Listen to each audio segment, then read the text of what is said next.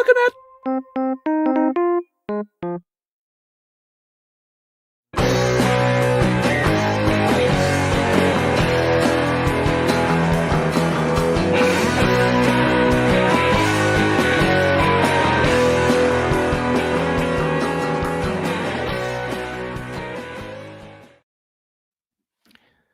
Incoming transmission from Podfleet Command on screen. Welcome to the 7th episode of Trek Geeks Picard Live. My name is Barry DeFord, and I will be your inner light of remembrance while we look back at the episode that was titled Star Trek Picard Nepenthe. If the internet drops, we have the EBH to help me out, thanks to my lovely and talented EBH Dan Garcia from Trek Geeks Game Night. This broadcast is streaming live on YouTube, Facebook, and now also on TrekGeeks.com. Picard Live is proud to have Fansets as our presenting sponsor. We'll have some more information about them later, including a special discount code just for viewers and listeners to this broadcast. And, you know, I was thinking the other day when Picard Live became a thing, I think it stems from back a really, really long time ago when Bill asked, or when actually a number of campers asked if Bill and Dan would ever do a video of the Trek Geeks podcast.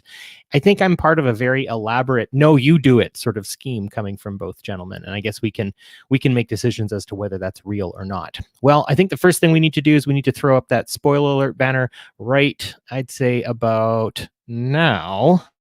Spoiler alert. Spoiler alert.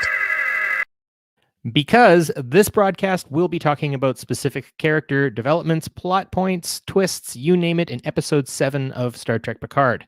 So if you have not seen Nepenthe, please stop what you have, whatever you're up to at this point, and go and check that episode out, or you will have it ruined for you. I mean, I guess I'm not really here to tell you what to do, but this is how it goes. So as we usually do, we typically go through a couple of specifics, and the first one is, of course, the Picard maneuver. This is where we reorient ourselves to meet the man we haven't seen in a very, very long time. So our first segment, let's straighten things out with what I like to call the Picard maneuver. All right. This one, I think we can just start with Jurati is given a mind melt. And I'm not going to say a mind meld because, well, I feel like her mind kind of came out of her mouth there at the end. Jurati does a lot of puking in this episode. Like, she pukes more than Geordi pukes in the entirety of Star Trek The Next Generation. So figure that out. So, and I do say it's kind of an unreliable mind meld in the sense that I'm not necessarily sure what commander, or not commander, of course.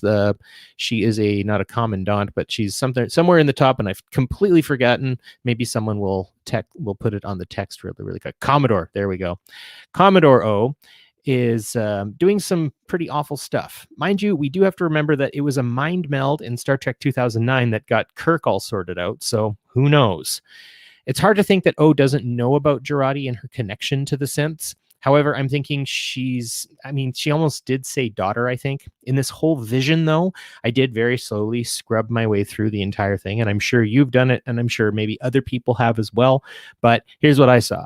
A bunch of people standing around a rock circle, dressed like Romulans in my estimate. Something is exploding in the middle.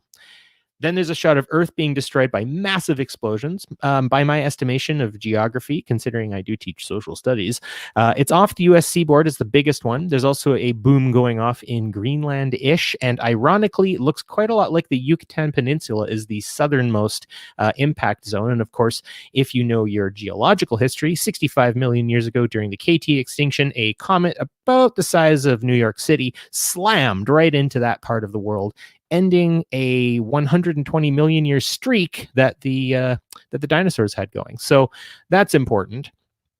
Anyways, this is all happening. Things are blowing up. It looks terrible. We see cities blowing up as well. Even though when you look at it really close, they almost look like Lego. I was kind of almost expecting to see like Jurati grab like a chain link fence and have like all her skin burnt off like Sarah Connor in Terminator 2. But I feel like it kind of had the same effect. So we then see what looks to be a Romulan freaking out, and then a Romulan shooting herself in the head. Kind of looks like the Romulan freaking out was Commodore O, but maybe I'm wrong. And then more cities being destroyed, and the first puke of the episode. And that's sushi, folks, coming right up. And yeah, kind of gross. Then she ends up taking a tracker pill. I assume that means that it's, kind of like each little segment is traceable. I'm sure some of our parents would have liked to have those installed into the Flintstones vitamins I think we all ate when we were kids, so they could track us when we get away during the family picnic and manage to get into the fruit salad. I mean, it was the perfect crime on my end, but I'm guessing my mom would have rathered me to have a tracker pill. That kind of got personal. Anyways, moving on. Lacerna is struck by a Borg tractor beam. Meanwhile, the Romulan sister Rizzo is kind of going full death squad on the treatment of the XBs. It's well acted and it's extremely hard to watch. I also find it interesting that at first Hugh is protected by this asinine treaty until he says some magic words, apparently. Then we get into some cat and mouse, snake versus mermaid. For all that you don't know, if I might have a bit of understanding of Spanish, La Serna does mean mermaid, and I could be wrong. But Narek whips off in his snakehead. It's a cool name for a ship or a boat or any bar within 40 miles of Shashank Varo's house. And they just sort of spend their time trying to outsmart each other for most of their arc in this whole story. Elnor is kind of the Kevin of the group, where they're on a starship to Nepenthe, and Elnor is home on the artifact alone. He's also crazy and brave and innocent, and I find that there's a nice connection between him and Hugh in that sense. And thank goodness. I mean, I'm really, really not happy that they've killed Hugh. I hope he comes back. I'm going to hold out all hope, but one way or another, didn't really set with me. Complaints there will abound, but in later on. So Lacerna and the snakehead go to warp, and now we have the credit roll. Yes, folks, that was 10 minutes of a teaser before we get our whole credit opening. Going on, we get the Bunny Corn of Nepenthe, which is a goofy TOS callback, I guess, that to me just really didn't hit well. They kind of look like bunnies with 0.75 millimeter drill bits glued to their heads. The idea that the Federation is back to eating meat, I guess, says a lot about kind of how much they've backslided. Because, of course, in season 2, Riker himself says, yeah, we don't do that anymore. If you want meat, you can get it replicated from not a real animal. So I don't know how I feel about that, especially considering also the fact that Kestra is herself, she says she's a pacifist. Well, I guess not to bunnies. So that kind of sucked, but I will leave that to others to talk about more so later. Then we get Captain Crandall and his hard truths. You're an android, Soji. Captain Crandall, I think, over at Infinity Lake, I feel has some kind of significance. Can't quite pinpoint it. Maybe it has to do a bit with the fact that, our kids are talking to role models. They're interacting with people online. And how much do the parents really know about those sorts of things? Perhaps others in other reviews have already said something. I don't really watch those until we've finished here because I much prefer getting your fine folks' takes first. So the other piece is where she does say, I could shoot you, I won't, all that sort of stuff. It is kind of lovely in the fact that Kestra is being, she's really trying to just give exactly who she is to these two individuals who I would say arguably, maybe she's met Picard once or twice, but she's definitely really wearing her heart on her sleeve. Soji finds out that Daj is dead, but she's pretty much had enough at this point. And, she really just sort of checks out. And I actually think that that's kind of natural for someone to do. If they've just been hit by trauma after trauma after trauma, they just kind of close the door. So for her to say that makes sense. And Deanna, of course, brings that up even better later. The Rikers get their own Picard maneuver, and they sort of play the part of a wise sage, or at least in Riker's case, Basil. It's a very heartfelt reunion, though. It was beautiful to see. Troy and Picard especially, I feel like Stewart and Sirtis just know how to think like each other. They've always really bounced well off of each other. I love it. And then what can I say about Mr. Frakes and Mr. Stewart? They're truly friends, and you can feel that on and off the camera. It's just so very obvious. I also like that Troy clocks Soji right off the bat, looks at her and goes, "Oh, you're not real," in her head. Like, you can tell that. I do also like that Picard is literally covered in their care, right? In this case, Riker starts just patting him on the back and getting flour or Parmesan or whatever it is all over him. And then you start seeing these amazing, or not amazing, but it's, interesting, cool sound effects of different force fields coming up and all that sort of stuff. So that was really important. We also look at the idea of tomatoes and reality, tomatoes in the garden especially. We're going to talk about that a little bit later on, so I'm going to leave that there. But that scene, I think, was sort of the thesis of the entire episode in a lot of ways. We learn about Thad and not our dear friend Thad coming back from the Star Trek cruise. More on that later as well. But I love how when Riker sees Picard, he goes, "Oh man!" Like it's very, I don't know, very sort of middle America. I appreciate what Frakes was trying to do there, and they really read Picard really well. In their exchanges, we find out about Thaddeus Riker, his death from not getting synth materials through a positronic system for his illness. And then we learn a bit about the features of Nepenthe, that they were helping to revitalize him. A lot of cooking metaphors. Of course, those have come up with baking and making things. And Jurati back on the ship, when we look at that, she just continues to throw up. Hugh gets killed, and nope, I am not happy with that. However, his innocence is preserved, and the same goes for Elnor. There's sort of the violation of the treaty whole thing. I just can't say I bought very much, but I think there will be more to come on that. So I'm going to sort of put a pin in my criticisms at this point. I guess we found out that Romulans also have their own warring sides and secret sort of martial societies. I don't know what to make of that yet. I'd be interested to see. And I mean, this is really great because we get to see more of Romulan society and how it's put together. The scene at the conference table, a la bunny corn pizza made from scratch. Of course, there is a scratch whole idea here that things made from scratch, their imperfection is so important in that respect. There's something imperfect about the group that Picard has brought together in every way, shape, and form. He even brings it up at some points where he's like, oh, they were carrying a lot more baggage and everything like that with Riker. I mean, he's talking to us there, everyone, if you didn't spot that. I'm figuring so, at least. And I think the biggest piece here is Picard gets to be himself. It's the formula. It's not replication that makes things real. So this is my Picard maneuver in this point, and I want to see what everyone has had to say. Say hello to some folks as they've popped in. Holy cow, we have been hit with comments. Oh, we've got Jackie. Oh, hey, how's it going? I feel like I'm on Romper Room right now, if anyone knows that show. Let's see what Becky has to say. Looking forward to discussing this episode with Barry and the Trek Geeks fans here tonight. I agree, Becky, Tony Tenable. It is great to see you. Jackie's here. Almost time. I guess she must have put that before we came on. We've got Ali Martinez all the way from Okinawa. Very cool. Here to catch some Picard live before I head off to work. That's great. We've got Debbie saying hi to everyone. Love the classic Kirk Gold. Thank you very much. I was telling everyone that the shoulder pads in this have kind of gone all funky. So yes, thank you for everyone saying Commodore. We've got Helen. Thank you, Commodore. Debbie, Commodore. And actually, Dan Garcia also direct messaged me on here saying it's Commodore. So yes, live television, everyone. We've got Arend on here saying it looked a lot like the Red Angel vision after Control took over. You know, that's a good point. I almost wish they wouldn't go in that direction, but to maybe even use that as something of a connector to like, hey, remember that one time when artificial intelligence tried to annihilate all life? Maybe this is our second swing and we've struck out again. So could be a thing in that respect. Good point. Let's go down the line here and see what we've got. Looks like a lot of conversation between Arend and everyone else. Goodness, I'm just going to go to Jackie. In the after show, I wondered if it was a slip or he just didn't remember correctly. But Frakes said the Commodore was a Romulan. Ooh, I didn't watch that after show, so I am glad you brought that up, Jackie. That could say and do a lot. We let's see here.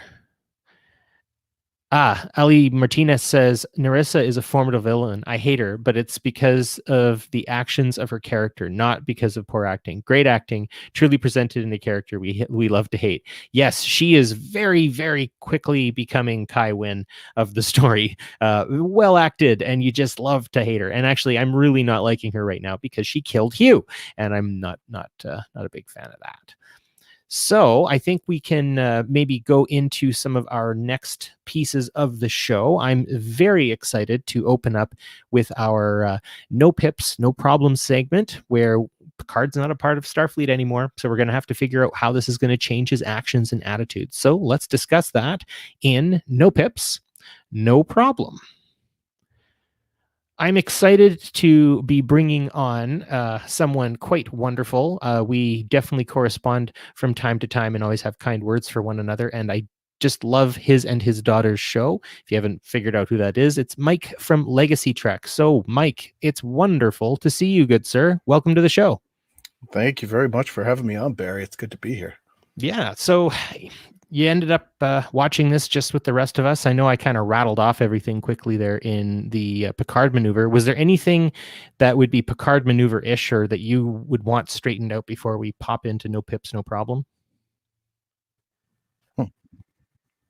Straightened out, maybe not, but I definitely agree with Allie that Narissa is becoming that type of villain that you hate to see, but you have quite a bit of respect for just because of the way that she's doing things.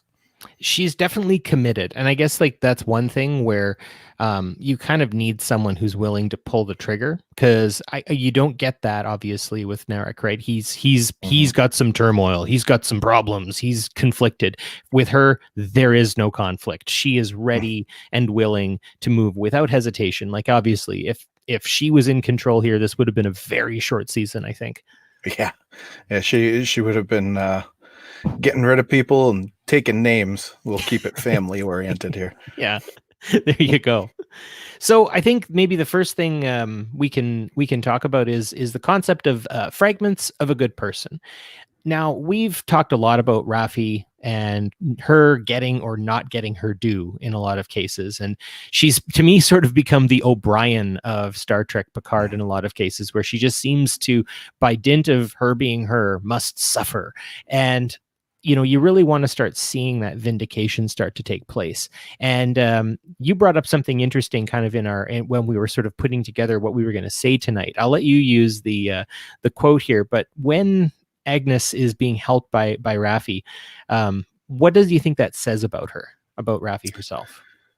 Well, we've seen how broken she is leading up to this. We can see that even in a drunken, hungover state, she can still cue herself up. But in this case, she sees the turmoil that Agnes is going through and, again, rises to the occasion. And we see her making herself into that officer that she was when she worked with Picard. What made her so entrusting for Picard. There's a reason she's on this mission. It's not just because she has intel. It's because Picard trusts her.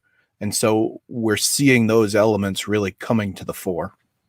Yeah, absolutely. And those elements, I think it's kind of like, I think they're latent within you. And when she calls herself, the wreckage of a good person, I find that interesting because, I think Picard, like I said in the title of this piece of the segment, fragments of a good person, right? The fragment motif keeps coming back over and over and over again, right? We've got the artifact, we've got all the fragments coming together for the opening sequence. We've got a very fragmented crew and something of a fragmented intention as well. And so I think you're right in saying that these sorts of things are her being able to rise to that occasion and show that even in sort of moments of great crisis, a person can pull themselves together. And I think it underscores just how important we need places to be able to safely fall apart. And I think Raffi was never given that when things came to the end. And I really do still think that her vindication is going to be the touchstone of the story. At least for me, I hope so. Yeah, it's looking that way. And, I really think part of what her downfall was, and, when you read the Picard book leading up to this, and you see the first few episodes, you start to realize that her life went in this direction almost because she lost purpose. She lost this thing that she had been doing, and so there was no purpose left. And it seems like now that purpose for her to rise up. Absolutely. And I think that's the thing is one can only stay down for so long. And she's going to keep getting these opportunities to, like you said, to pull herself back together and find that find that an inner sense of purpose and inner sense of self that, yeah, I think she was kind of robbed of. And I see that in society, right? If we can't actualize who we are and what we are, we fall apart. And I'm going to be ladening you a little bit later in this segment with some more Hegelian dialectics. I don't know if you heard me natter on about actualization and synthesis, antithesis, and thesis, and all that sort of stuff from last week, where basically Soji was bumping up against the contradiction of her own non-humanity, and her dreams are helping her, kind of fix that contradiction. And basically Narek just helps her unravel the contradiction, which is truly the Hegelian dialectic, that everything will eventually find its point of unraveling. I think in that respect, and kind of maybe using Raffi as a foil, she reverses that action. She's unraveled, but she's followed that unraveling so far that I think she's starting to come back together again. Yeah. Well, I'll let you do the educated side, and I'll stick with the layman side. Fair enough. Well, I am going to hit you with a bit more in a little bit. Allie's got something here. I thought I would bring her in again. I do think it's worth mentioning that Narek does develop feelings for Soji. He still goes through with trying to kill her, but you can tell he clearly doesn't do it easily. I was very much hoping that when the time came to follow through, he would choose a different path. Guess not. I guess that's the thing is everyone seems to be choosing paths and trying to find their way. And I think, again, kind of moving back to some previous dialogue when Chris Rios says no one gets it right all the time, Raph. I think that's a good sort of, again, foil to everything, right? There's a lot of people getting it wrong, and I think Raffi is slowly trying to get it right, and she's on a really good track there. Yeah, including Picard. I've seen, and that's not right in some ways. He's got the right intentions, but the way he's carrying it out isn't quite going in the right direction. No, and actually I think this is the first time we see him, A, not get chewed out, and B, like, do something that has a full effect. And again, we're going to get to that in a second. And I think the best way to do that is to get into the next piece of No Pips, No Problem. And that's the necessity of innocence and vulnerability. And this is parenthood. And actually, it's one of the reasons why I was glad that you agreed to come on here, being that you yourself are a parent. And I think that's really great. You see such vulnerability in this picture between Picard, Deanna, and Will. There's an obvious genuineness to it. And I mean, it is the fact that most people who are Trek fans know how much that these people are actually friends with each other. And that's really important. I do want to say, though, that kind of vulnerability is something that you don't typically get in these moments where they've kind of got to dig themselves out. Usually they steal themselves in a much more physical way. I'm thinking in terms of like Lord of the Rings and whatnot. True vulnerability kind of comes in these moments in between. And this whole episode is sort of showing it in a very kind of open source sort of sense. It gives you you can't look anywhere else but at how much these people need each other. What were some of your takes on the idea of, Hugh and Elnor showing their vulnerability to each other, Soji and Kestra showing theirs, and then we've got the triad of Picard, Deanna, and Will? Anything kind of come to mind there for you? Well, you can see after what happens at the beginning with Hugh, he's clearly emotional. These XBs have become like his children. Obviously, it's not a literal parent-child relationship. It's more that unintentional one where it's the I'm losing my words here. That's all right. Welcome to live television. I was just going to say it's the live television thing. He's been a mentor to these XBs. And so to see them cut down like that really cuts to the quick for him. And at this, you see Elnor, who has been a child, portrayed as a child in many ways through this. He's now standing upright as the one that's giving the support that's necessary for Q, telling him, come on, we're going to get through this. We'll take things on. And literally stepping in front of him at times to give him the protection the way a parent would. Yeah, absolutely. And I think that, there's something in your notes that I want to kind of tick into a little bit. And Riker's been through this before. He's been through a point when he's had to kind of break free of needing a parent and having to be the parent himself. And, bringing up, one of my favorite scenes with Jonathan Frakes, one of his best acting moments, I think, is when he's looking at the empty chair of Picard's in the ready room and he shouts, "What would you do?" And that was just for me like, oh my gosh, yeah, like he's a kid lost at the grocery store. Like this is it, right? He's the university student, first day, freshman year, or he's the soldier off to war on the boat crossing the Atlantic, not sure what's going to happen next, right? Like it's that, do or die kind of time for a lot of people in this episode. And you would almost be remiss to think that way because of the calm sort of atmosphere of Nepenthe itself. It's such a lovely, very idyllic kind of, sort of midwestern-ish kind of area. It's very, very pretty. I think it was filmed on like a Universal backlot or something like that in California. So yeah, the Great Outdoors. Was that where they filmed The Great Outdoors as well? Yeah, that cabin was from The Great Outdoors. I knew I recognized it. That's amazing. So it's a good thing they had pizza and not hot dogs. No, oh yeah.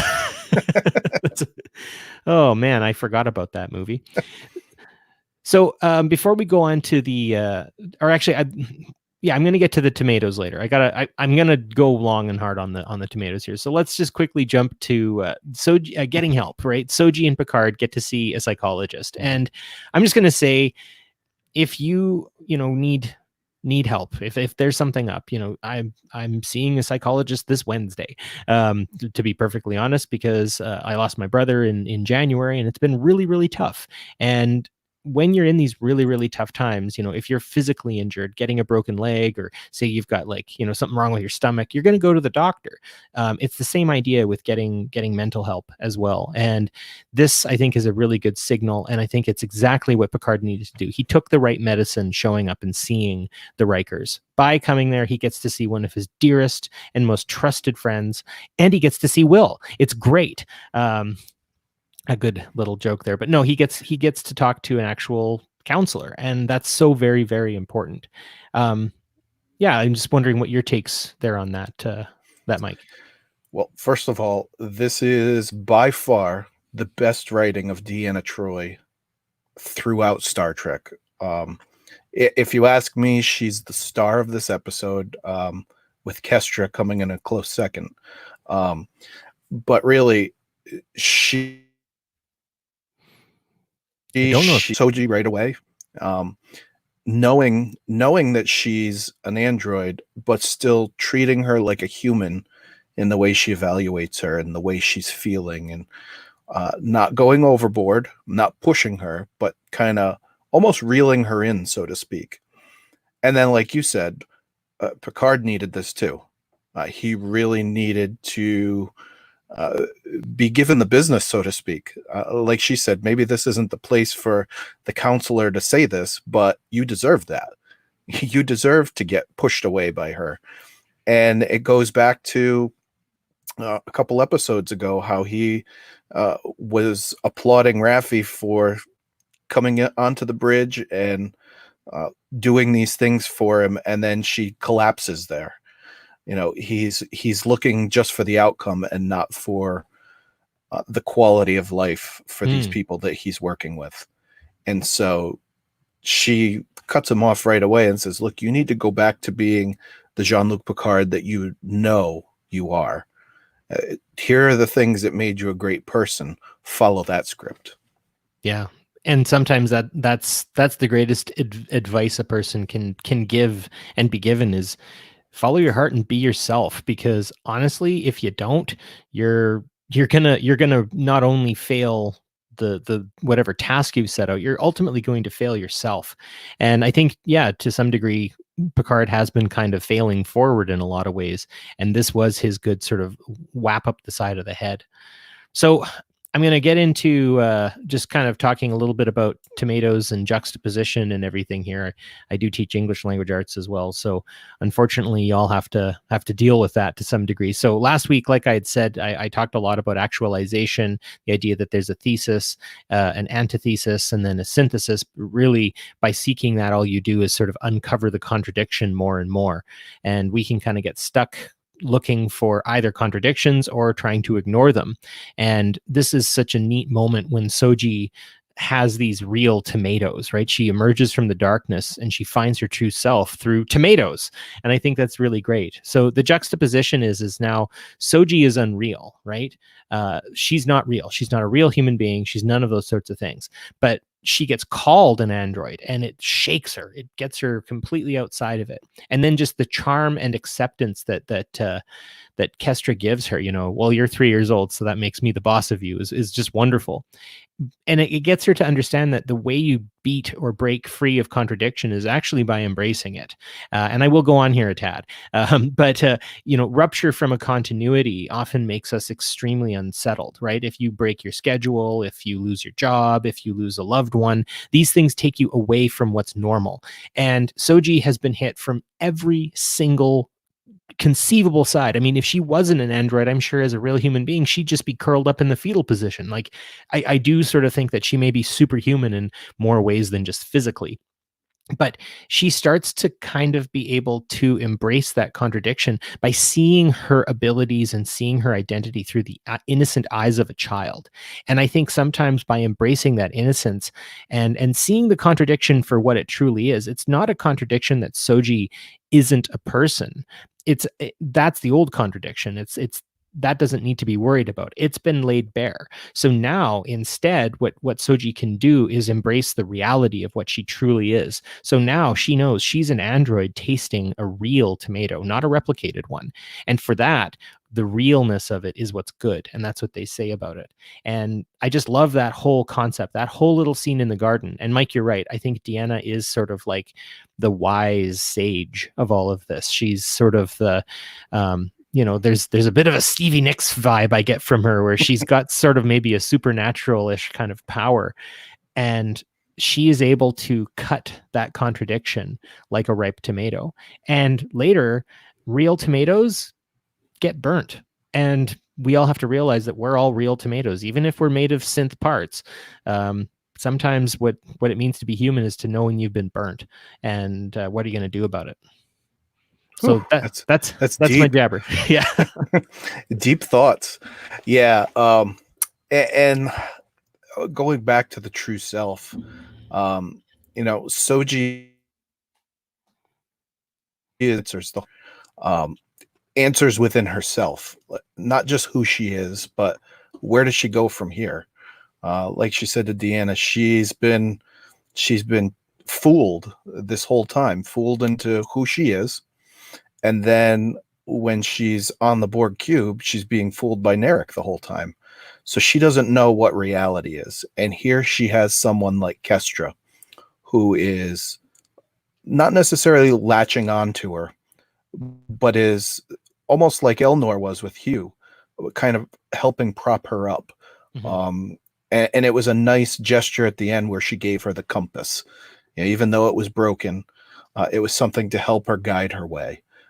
To see where she was going, but also the advice that she gave her too, when they were in the bedroom before the end, telling her, look, I have been through difficult things, difficult times, and the only thing that helped me was my parents.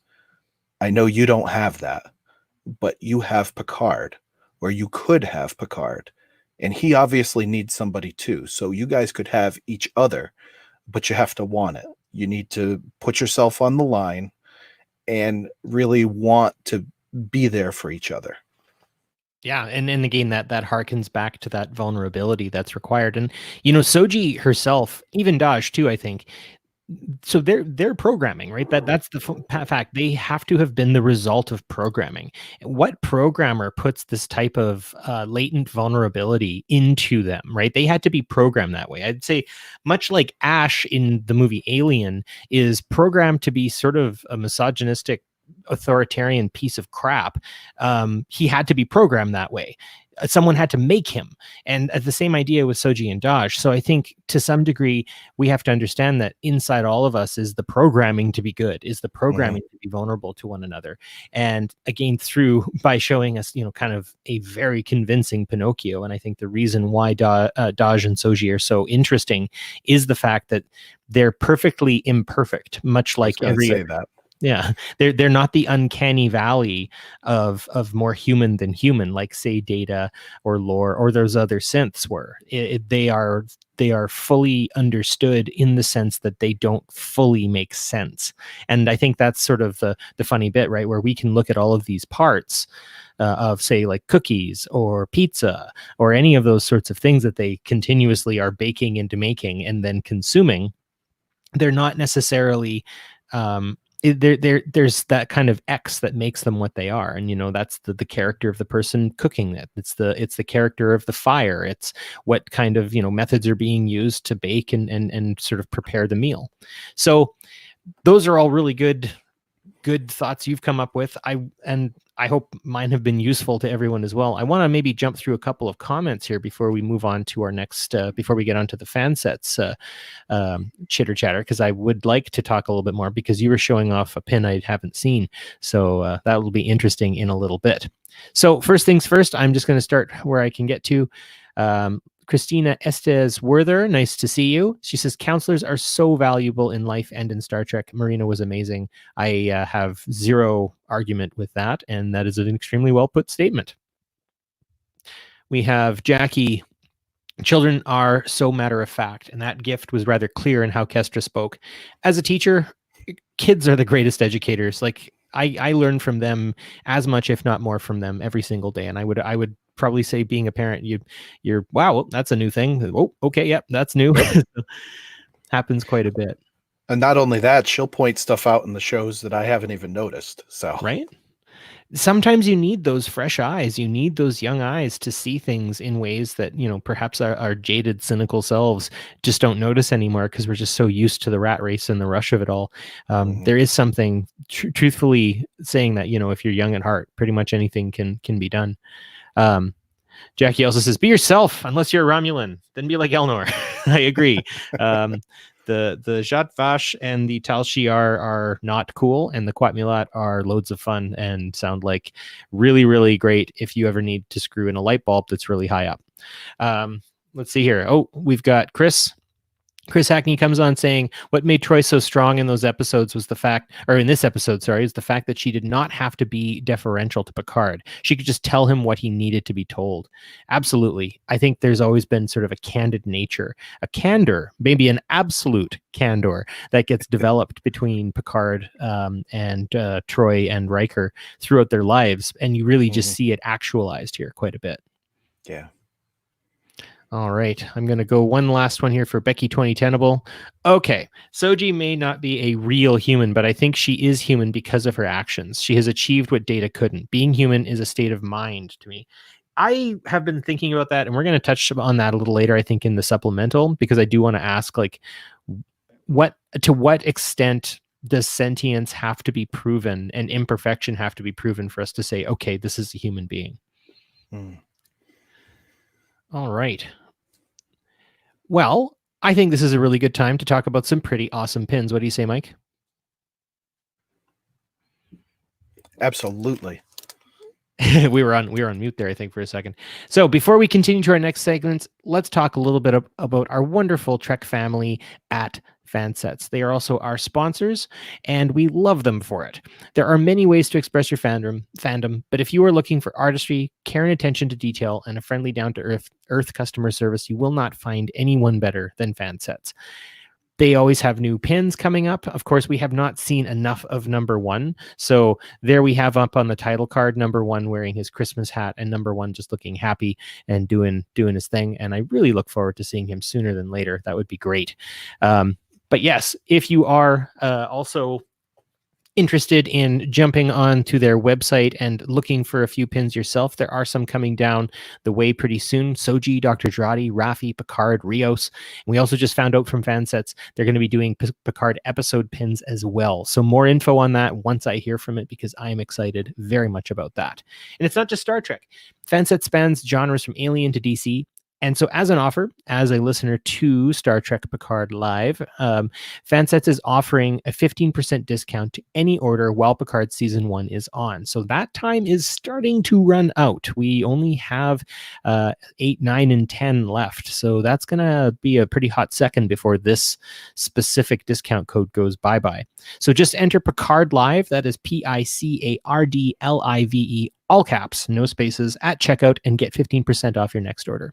Fansets, our pins have character, and we thank Fansets for being the presenting sponsor of the Trek Geeks Network. So, Mike, you had a pin there that I wanted to see. What was the one that you had? That was a cool one. So this is the episode pin from The Sound of Thunder. Oh, so cool. So you got it's probably one of the nicer ones from season 2 that's come out. I at least show wise. I mean, I love them all. I've got everything that has come out so far. The rest of them are sitting in the drawer where I'm sitting. With that up direct deposit, or they're going to have to set up some kind of credit card for me so that we can just get this done. So I'm definitely on board with Fansets. These guys are great. I mean, I was a huge pin collector before them. So once I saw that they were doing these, I couldn't resist. I wasn't a pin collector before Fansets, and now I am. So that says pretty much how it goes in that respect. Well, I think it's time we get into looking on how much series we have left, because it's getting less and less, and answers are starting to I think kind of wait in the wings a little bit. But frankly, I just think it's time to look at what we're going to have in the Stargazer.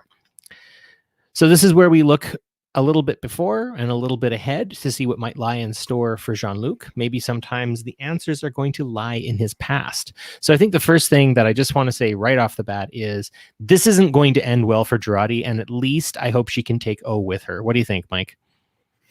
Yeah, it's based on your synopsis of the episode, it is kind of looking that way. But one of the things I was looking at too, as I did the same sequences, it looks like this ceremony that she was looking at was somewhere in the past. So could she be holding the katra of someone from the past that was actually at that ceremony, a la Archer and Surak in the Forge trilogy? Because, you know, I know Vulcans and Romulans have different lifespans than humans, but still, it seems like that's an awful lot longer in the past than what that lifespan would be. So, you know, is she an outside observer as part of this mind meld, or was she actually there for that ceremony? Yeah, there's a lot of questions that this brings up, and the fact that some of this could be, in some case, maybe affecting Jurati not in a experiential way coming from O, but actually in a much more like she's made something up, or she's sort of hypotheticalizing a mind meld. That's why I called it a mind melt, because it really, really messes poor Jurati up to the point that she's literally willing to kill what we can consider her love interest. I'm also thinking that Katras, however they manifest in Romulans, must show up in some way, shape, or form. And so perhaps maybe even there's a synth Katra that could show up because of all of this. You know, we've already talked about what does it mean to be a human being and what does it mean to live on in others. I think Data has done a pretty fair job of living beyond his mortality, I guess we could say, in that respect. But yeah, I'm really not thinking this is going to end well for Jurati, and that does make me a little bit sad. But at the same time, I don't know. It's a sad loss of innocence, right? She seemed kind of wide-eyed and happy, and then this happens. So that's unsettling to say the least. Oh, sorry. So, up until a couple weeks ago, I mean, she was one of my favorite characters, and now not as much, you know, with the things that she's done. Yeah. So. And I mean, they got a little heavy there because I don't know if she was necessarily trying to kill herself or just put herself in a coma. But I would say if you're going to use a neurotoxin, that's usually lights out. Like if she really wanted to just go into a coma, like 500 cc's of Thorazine would have done the trick, I guess. But yeah, neurotoxin. She's just making bad choice after bad choice. But I think it's because she just feels in this case kind of cornered. The speaking of coming to her aid, though, when she's sick, convenient hologram is convenient, wouldn't you say? I'm not terribly sure what to make of of this hologram, the hospitality hologram, and all of Rios's identical twin holograms. Some to varying levels of scruff going on, but there's just something about this whole setup and on this whole ship, and I don't know. I just feel like there's going to be something up with Rios that makes him not real, or why he has made all of these holograms to look like him. It's just never been spoken about. Also, his consistency isn't quite there. When he starts thinking that it's Rafi, I'm sort of like, really? Like that would be your first choice? I wasn't necessarily buying why he chose her off the bat. And at first I thought, well, maybe it was like a ploy, but it ends up that no, that's not actually the case, because it looks like he's about to confront Rafi before things change. What would you say about that? Yeah. And she's got that look on her face like, so what, you're going to throw me out an airlock? And then you hear that pause. She's like, wait, what's going on? Yeah, it's kind of weird that he would feel that way, especially when in the moments before that, Jurati is just about giving herself up, falling on her sword, letting him know what's going on. And yet here, it's almost as if because of the relationship they had a week before, he's looking past that. And he knows that Rafi is a troubled soul. So maybe it's her that's been wrapped up in this, that innocence versus not so innocent. Yeah, no, that's a good point. And I think we're going to get more. Narissa and Rios, I think, are going to get a lot more said about them coming right off the bat, I think. And at least that's what I'm hoping for. I want to just look at a couple of the comments here before we get into the last bit of the Stargazer, just to make sure I don't lose any as we're kind of moving down. So Becky 2010able says, I think Commodore O may have lived long enough to see the classified AI stuff from Starfleet. That's 100% possible. If she's a Vulcan, she could have lived that long. That's definitely a good point. Jackie Hackney says, but would that have killed the tracker?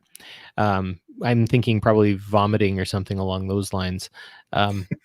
Or maybe the neurotoxin. There's a lot of reasons. Yeah. Yep, she was kind of frothing up pretty gross. Becky 2010able also says that she loves the holograms. I do too. I think they're great, especially I think he speaks kind of with a Cuban dialect, the tactical officer, where he's just like just sort of mumbling out kind of bits and kind of swallowing his consonants. I'm trying to learn Spanish right now, and I have a friend from Cuba who I can't understand as well, because they speak very, very fast. It's beautifully spoken. It's just, I have to be like, whoa, oh, hold on. Okay. So that's the thing. Rapid Let's see fire. Here. Yeah. It looks like Debbie's saying that maybe she was trying to neutralize the tracker. That's definitely possible. Maybe she knows something that we don't. Aaron Harvey, I feel like he has the hologram. He has the holograms have been set to his preference, which is mostly never show up unless I ask. Yeah, no, that is a possibility as well. It's just I figured that they would have the presence of mind to know, in that respect, like, wouldn't the ship be like, oh, that person is now making a thing to kill themselves, because that's the only reason. Like, I feel like the AI was smarter on the Enterprise than it is on La Serena, but maybe I'm wrong. And maybe not terribly sure. Yeah. Let's see here. All right. I think we can move into our next bit, which is the supplementals. Oh, no, I've got one more piece here. Riker, he's on active reserve for this series. So he Mhm. says something really, really important where he's sitting down and he's like, I'm on active reserve, and that makes me think that there is still a very, very small possibility. Who knows? Come on, Titan. I'm holding up a Titan for everyone. The USS Titan, for anyone who's just listening, I'm waving it around. It's my Eagle Moss Titan that actually I got Frakes to sign for me, which he kind of was like, I'll sign anything you want, whatever, which was very Frakes. I'm like, will you sign this? He's like, you paid for it. You sign your face if you want. I'm like, okay, great. So yeah. Do you think he's coming back? Do you think that's a statement by John Frakes there? I think it would be cool. I don't know that we would see a Titan series at this point with everyone being in their older age. Mhm. It's definitely the animated stuff where they could do voices. Mhm.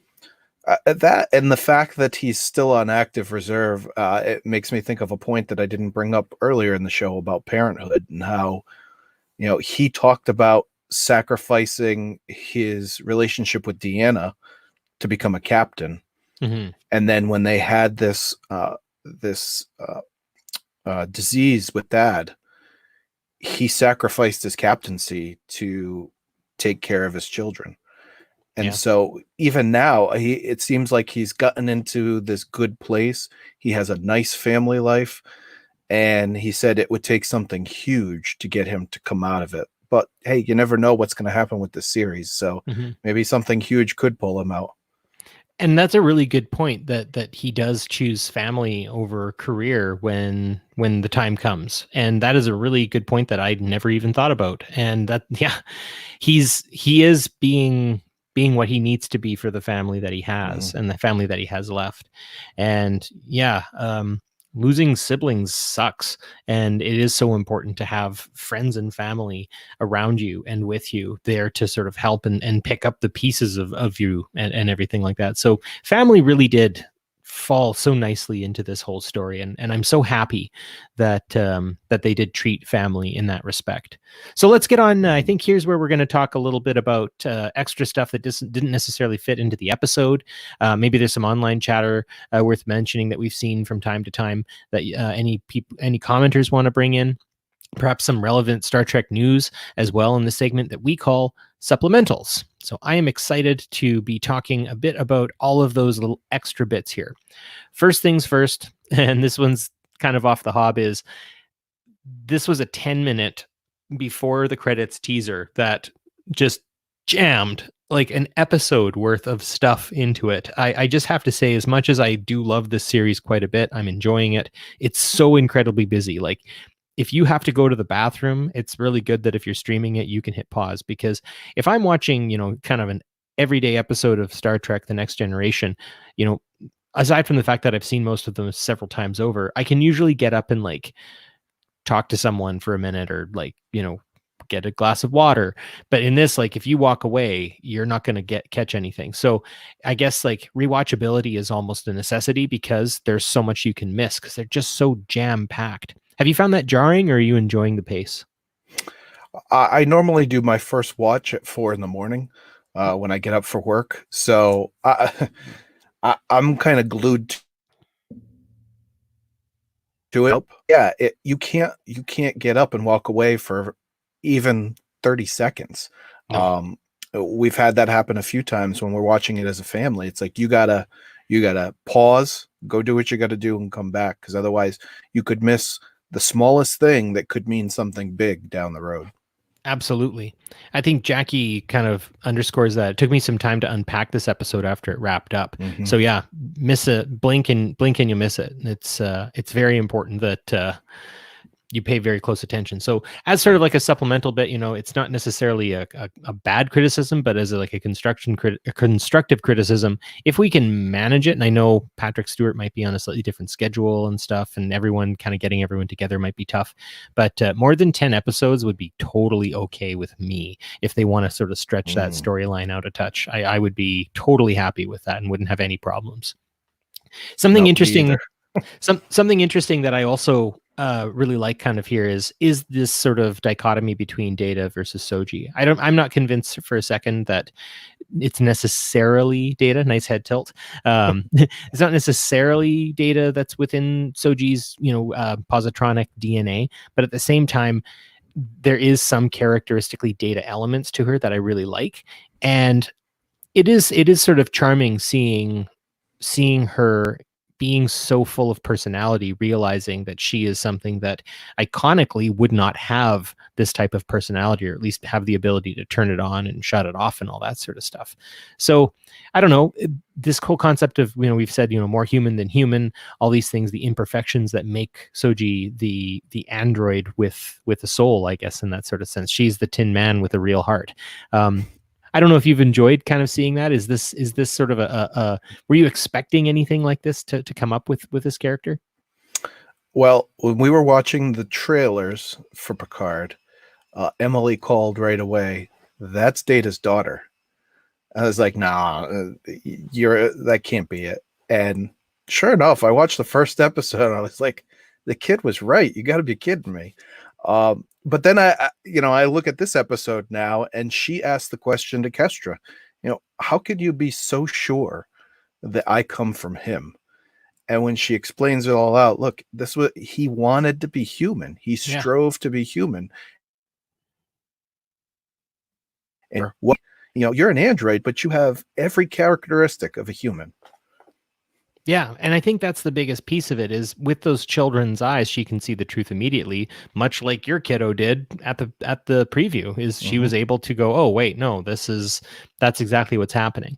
And I do have to say that Kestra was acted very, very well, and was written very, very well, and served an extremely good purpose. She built a very strong bridge for Soji to cross, and I wasn't expecting it to be laid out so easily and so readily, but she has definitely given Soji the ingredients for what it's going to take to get through this. Let's see here. Aaron Harvey says, nice to hear that Michael Chaplin asked Larry Niven if he could use the Kanziti, the last scene in TAS. And he said, yes. Yes, there are some lovely callbacks. Easy Mzadi was also a very good one from Will Riker. I can't believe that Aaron Harvey brought up something about TAS. Well, that's what we pay him for. Yeah. Let's see here. Jackie Hackney says, I'm down with 40 episodes a season. Yeah, no, absolutely. I mean, I mean, that would probably turn the set of Star Trek into a bit of a slave labor camp, but hey, I'd help. It'd be great. It'd be so much fun. Debbie says, I watch every episode twice at least. I feel I miss nuances the first time around. It's definitely a lot more work watching these episodes comparatively. And I don't mean that in a bad way, but that is a change to Star Trek, right? I mean, when you got to the end of Deep Space Nine and some of those lovely nail biters in Enterprise, definitely there were times that you left the screen at your own peril. But I do have to say, this is kind of busy in some cases, but I don't think it's that bad. Well, we just got a ton of comments just popped in. I was going to look at one and I lost it. The head tilt was so reminiscent of Timothy in Hero Worship from Debbie. That is, I didn't even think about Hero Worship. Why didn't I think of Hero? This is why perfect. I come on this show and I bring guests to come on this show, and then the people commenting say better things than I could have planned for in a week. So you guys, yeah, that's a really good point. There's also here, Becky 2010able says, some scenes between Soji and Kestra remind me of scenes between Data and the child in Insurrection as well. Again, I didn't notice that. Do you have any backups hiding behind your screen there, Mike? I'm not pulling any of these up. I'm really happy that these people are here. Nope. And yeah, this is great. Debbie also says that Kestra was Soji's first real friend. Yeah. No, it's definitely a thing in that respect. So the last little bit here is talking a bit about the formula. And as we see Picard around the table with people who he trusts and people who he knows, he finally gets to be himself. And Mike, as you said, Deanna basically kicks him in the rear and says, be yourself, because that's how you're going to get through this, is by being you. And then you see Picard using proper analogies. He's not just pontificating. He's being vulnerable as well, using absolute candor, to to bring Soji around to trusting. And I don't think she's 100% there. And I think that's the best part about Soji is she's so complicated. She's not completely convinced still, even though I think the ingredients to be convinced are there. But I do have to say that it really does come down to who we surround ourselves with. And that's who's going to make us who we are. And look at who, when the chips are down, Picard surrounds himself with people he loves, people he trusts, people who he can be vulnerable in front of. And I think that's a really important piece there. I don't know if you saw that in those scenes as well. Yeah, I definitely did. Especially that table part. Like you said, it was and it was like they said, imagine this is your ready room. Yeah. So everyone's sitting down, and it put him in that comfortable position, brought him back. It grounded him. It grounded him as a person. And so now, like he said, there's not a chance in hell that you're going to stop me with this mission. Yeah. It doesn't matter who you are. I now have that focus, that determination, that want to be needed, and so he can push forward. Absolutely. Wyatt Stockdale says something nice here. He says, this was the first successful use of kids in Star Trek. Bill would be happy. Yeah, no, that's a good fact. I mean, sometimes putting kids in sci-fi can be very, very difficult. I think they did all right in Disaster back in the day. I was just thinking that. Yeah, I think those kids acted fine and dandy. Very, very well done. Well, one last little supplemental that you brought up actually is a bit of Star Trek news, and it's bittersweet, maybe, I guess is the best way of putting it. Mr. Ken Mitchell, Team Coal for Life, has been diagnosed with ALS. For those of you who don't know, it's a motor neuron disease that basically very slowly shuts down elements of your ability to walk, to talk, and then eventually it sort of, you kind of waste away, but your mind basically, remains intact. Professor Stephen Hawking had that disease and was able to live a very long, considerably longer life than expected due to the fact that he was able to use small nuances in his body abilities still to operate a computer and be able to have a certain level of autonomy and independence. Another notable person with ALS that I'm aware of is a fellow by the name of Alistair the Optimist. He did a music, sort of an album kind of running through it.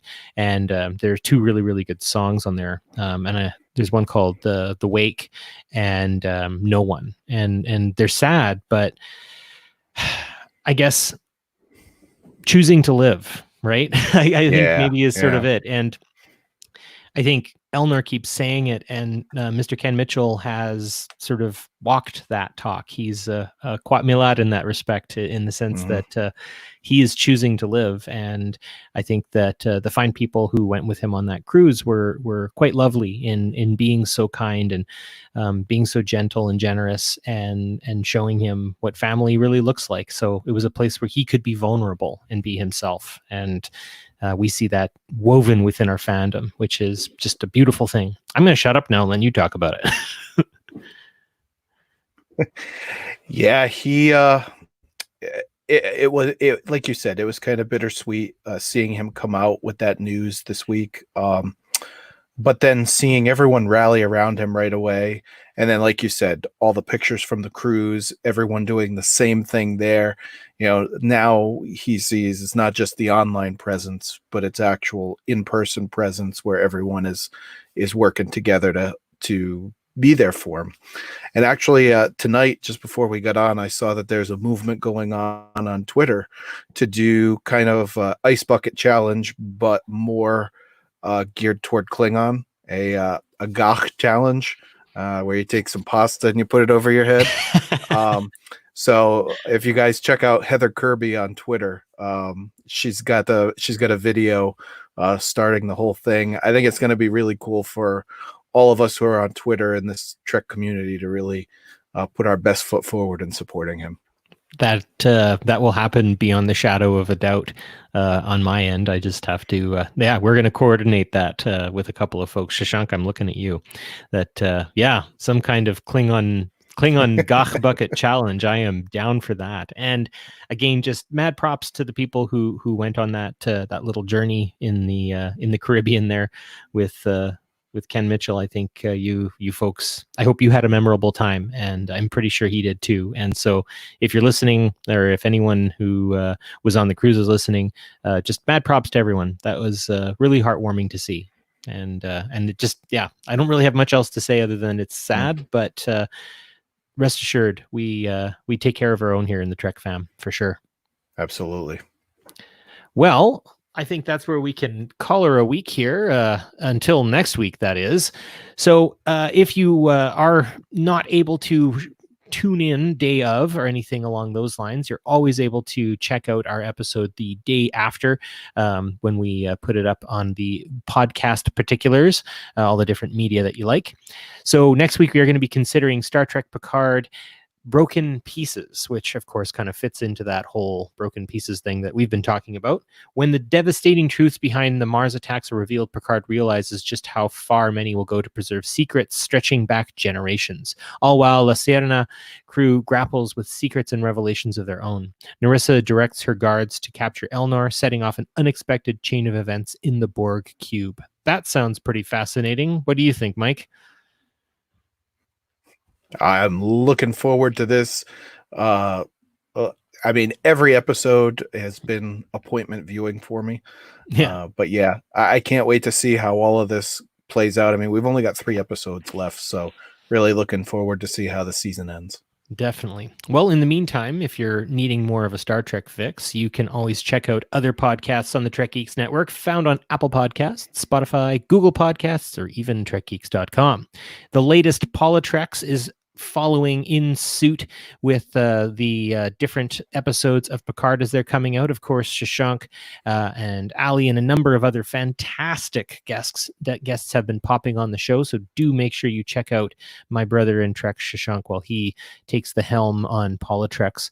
And of course, we always have our shout out to the wonderful gentlemen at 5 Year Mission who make all the pretty sounds that you hear that happen all from there.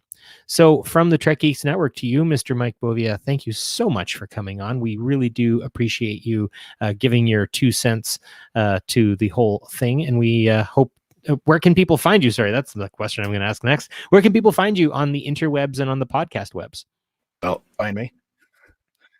Yeah. If they want to find me, they can go to Twitter. I'm always on at Trek Legacy. And Emily and my podcast is Legacy Trek. We're available on Apple Podcasts, Spotify, I think Stitcher. I don't remember them all. We put in for a bunch of them. So if you don't see us on one, check us out on the other. Nice. That is great. Well, that I believe is where we will call it. So if you don't get to see us live every week, fret not. You can always download us and on our audio-only version of the podcast the next day. Just search for Trek Geeks Picard live on your favorite podcast platform. So that is all I have to say for everybody. Thank you so very, very much for watching, and live long and prosper.